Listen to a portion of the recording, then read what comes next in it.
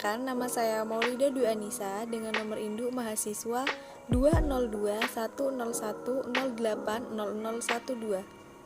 Perkenalkan, nama saya Nabila Firdaus Suhandi dengan NIM 2021010813. Nama saya Nafar Abdullah Mahfud, NIM 201101080011. Proses pertumbuhan dan perubahan tubuh manusia.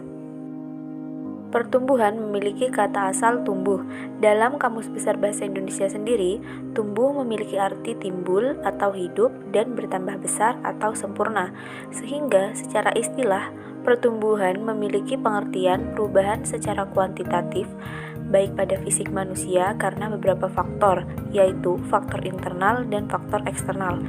Dan dapat kita amati secara jelas, misalnya berupa pertambahan, pembesaran, perubahan ukuran, dan juga bentuk, dan juga hal yang tidak ada menjadi ada, kecil menjadi besar, sedikit menjadi banyak, pendek menjadi tinggi, serta kurus menjadi gemuk.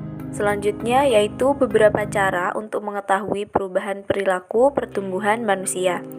Yang pertama, metode pengamatan atau observasi, yang terdiri dari dua hal yaitu introspeksi dan ekstrospeksi. Yang kedua, metode eksperimen dan juga tes. Yang ketiga, metode klinis. Yang keempat, metode pengumpulan, yaitu yang terdiri dari angket, biografi, dan buku harian. Masa-masa pertumbuhan dan perkembangan pada manusia, yakni terdiri dari yang pertama, masa bayi, yang kedua, masa balita, yang ketiga, masa anak-anak, yang keempat, masa remaja, yang kelima, masa dewasa awal, dan yang keenam, masa dewasa menengah.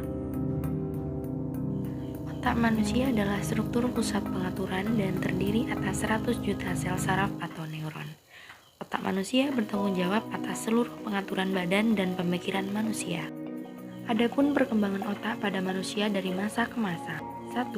Perkembangan otak masa janin. 2. Perkembangan otak masa bayi. 3. Perkembangan otak masa kanak-kanak. 4. Perkembangan otak masa remaja. Dan 5. Perkembangan otak masa dewasa. Gangguan perkembangan otak masa janin sampai usia anak-anak.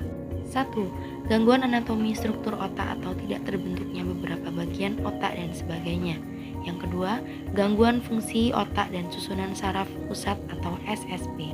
3. Gangguan baik anatomis maupun fungsi yang kompleks seperti terjadinya gejala sisa pasca ensefalitis atau meningoensefalitis. 4. Dismorfisme antara lain sindroma Down, sindroma neurokutan, sindroma Down-Walker. Masa depan anak dan kehebatan buah hati kita ternyata sangat ditentukan sejak dini, khususnya saat kehamilan. Berikut adalah contoh penyebab gangguan perkembangan otak masa janin dan anak. Adapun faktor gangguan perkembangan otak pada janin dan anak yang akan menyebabkan gangguan otak. Yang pertama, gangguan sistem motorik akibat adanya kerusakan di otak. Yang kedua, meningitis atau radang otak. 3. Kanker otak. Penyakit ini disebabkan pertumbuhan sel-sel abnormal di otak yang makin lama makin membesar. Adapun penanggulangan gangguan perkembangan otak masa janin sampai usia anak-anak.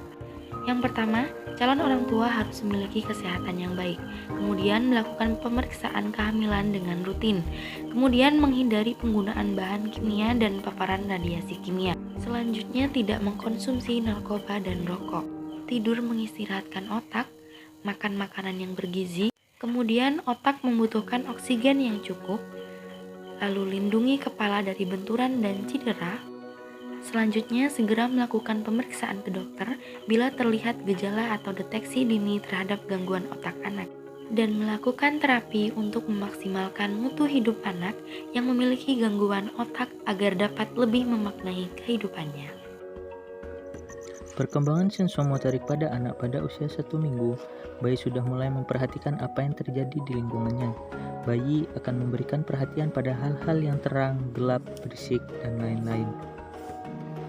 Perkembangan ini biasanya ditandai dengan kemampuan untuk mulai menggerakkan anggota-anggota tubuhnya, mulai dari menggenggam hingga berjalan. Menurut teori dari Jean Piaget, seorang psikolog perkembangan anak dari Swiss, perkembangan sensomotorik ini sendiri mentahapan. Yang pertama, refleks sederhana, yang kedua, respon berulang, yang ketiga, reaksi sirkuler sekunder, yang keempat, koordinasi reaksi sirkuler, yang kelima, reaksi sekunder tersier, dan yang terakhir, logika berpikir.